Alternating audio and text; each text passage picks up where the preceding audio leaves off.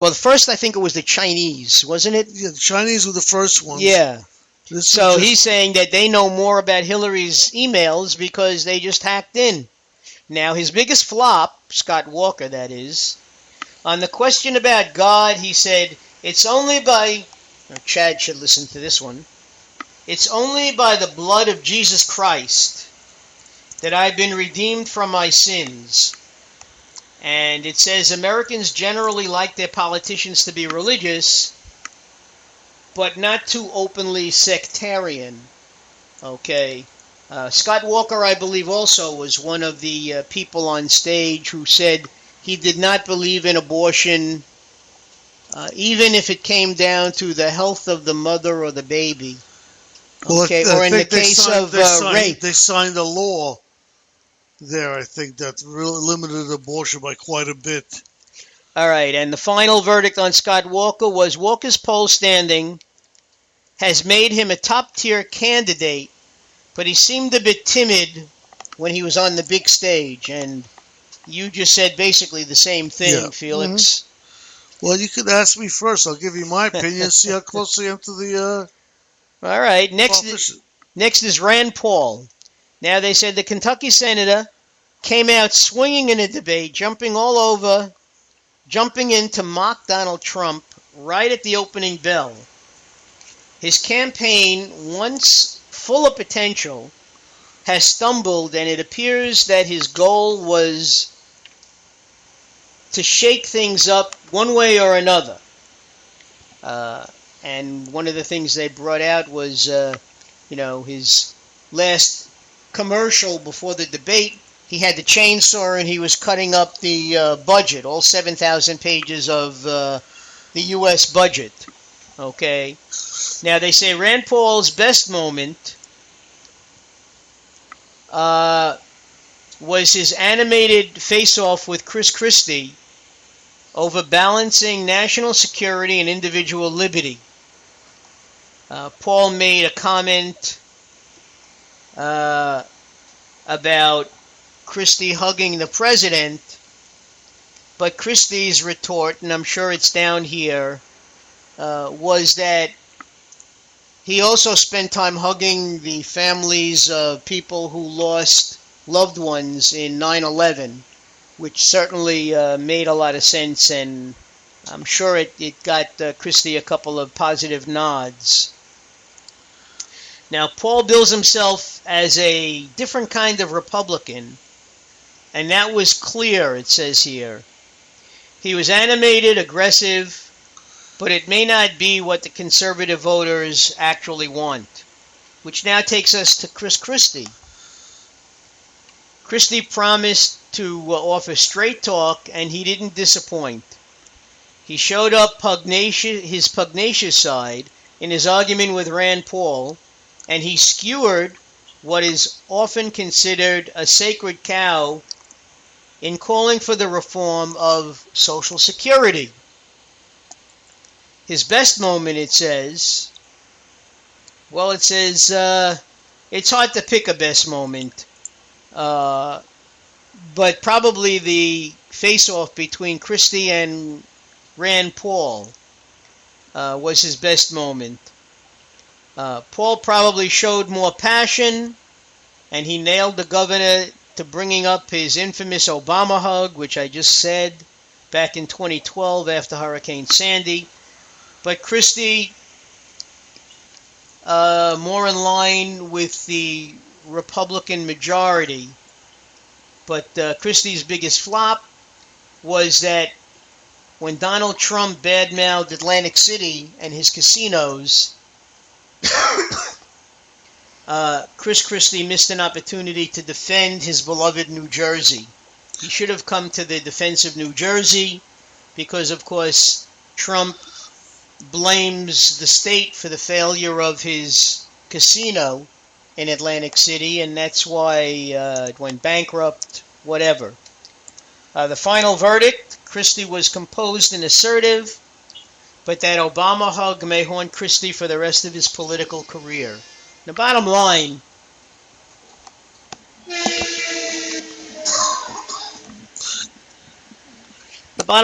is if nothing else, Christie showed that he was human.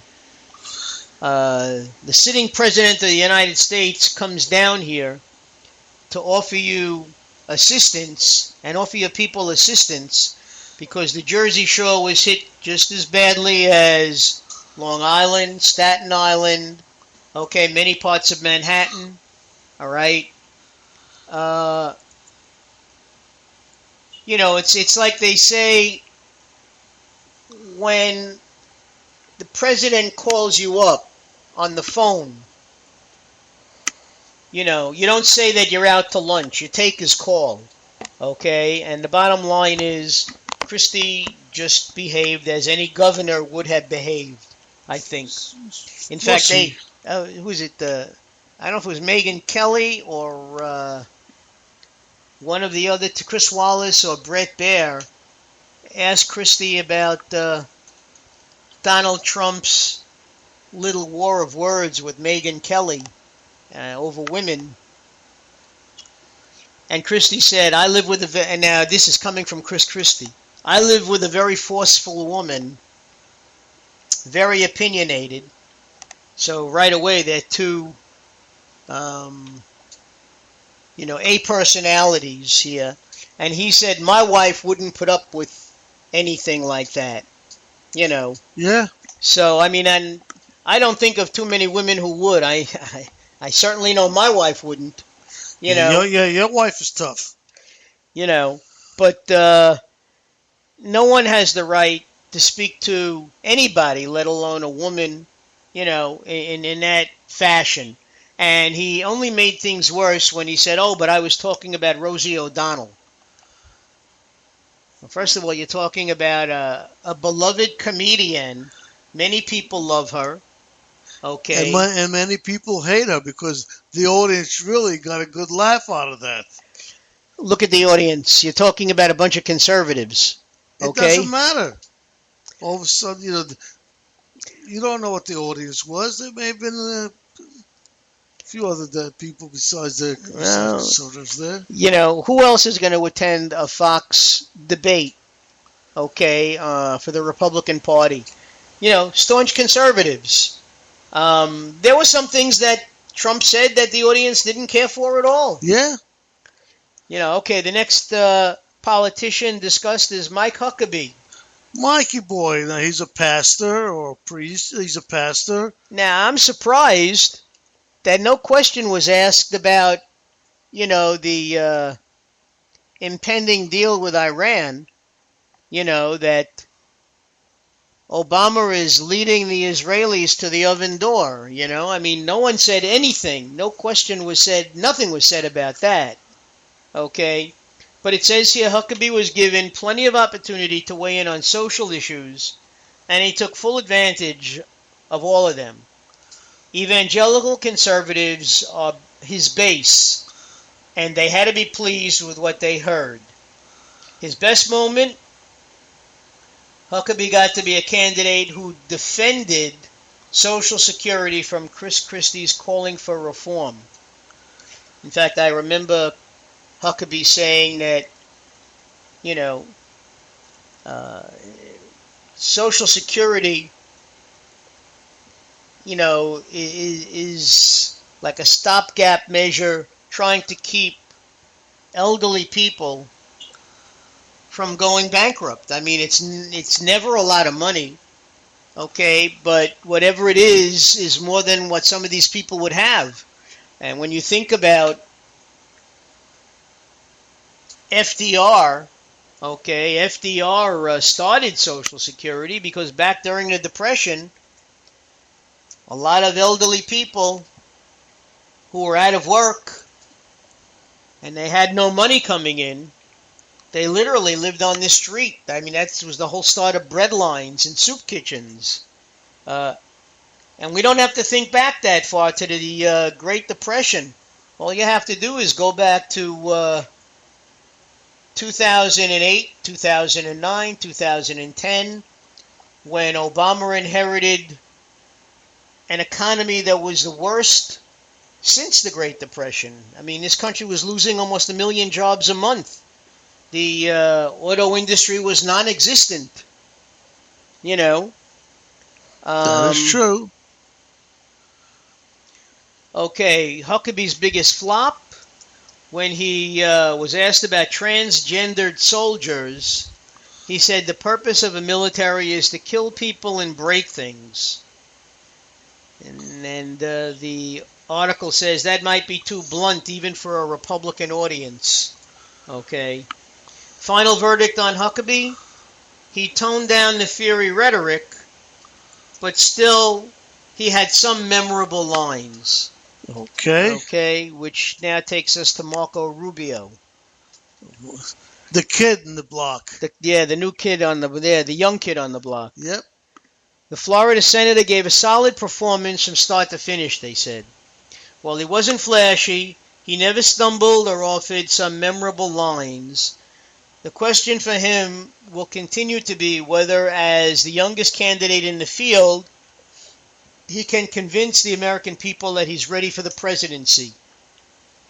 Now, one of the things I heard in discussion today on my news shows was it's difficult for the Republican Party to put or nominate somebody like Rubio because he falls into the exact same mold as Obama, which the Republicans have had a wonderful time pointing out that Obama was a community organizer. Obama was barely a one-term senator. Same can be said for Marco Rubio.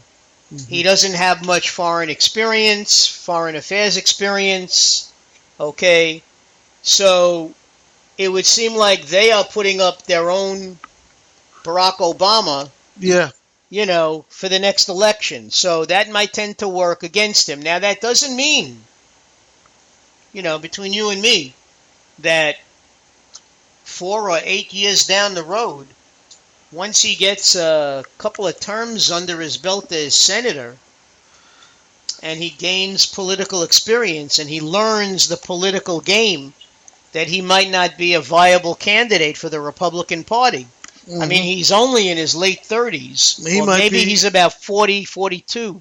So maybe he'd be a good candidate as a vice president. That's very possible. Yeah. Don't rule that out. I think he's about 42. But his best moment, when he said, God has blessed the Republican Party with some very good candidates, and the Democratic Party can't even find one. Okay? Because basically, everybody is treating Hillary Clinton as the anointed one. She's going to be that. But that discussion is for another time. I have a lot of things to say about that, but I have a lot of things to say about everything. Well, you're a teacher. You're the next teacher. Very true. They'll never leave you. Rubio's biggest flop. He took exception with Megyn Kelly. He said that he favored a rape and incest exception to an abortion ban. Megyn Kelly favored the exception. He didn't. In 2013, he co-sponsored a Senate bill with just such a provision. So now he's even going back and saying he's changed his mind. Okay? Personally, no matter what you say about abortion, whether you're pro-choice or pro-life, if a woman is raped, if a woman becomes a victim of incest, if the fetus is carrying a terrible disease and is going to be a burden on the family and society, I think it should be within the scope of the decision-making process to allow the woman to have an abortion. Okay? It should be her decision. Some people know they're going to have kids that are disabled, and they decide to have him. Also, it's their decision. We shouldn't be making a decision for them. Final verdict on Rubio? He's got a lot of potential as a candidate, and tonight he showed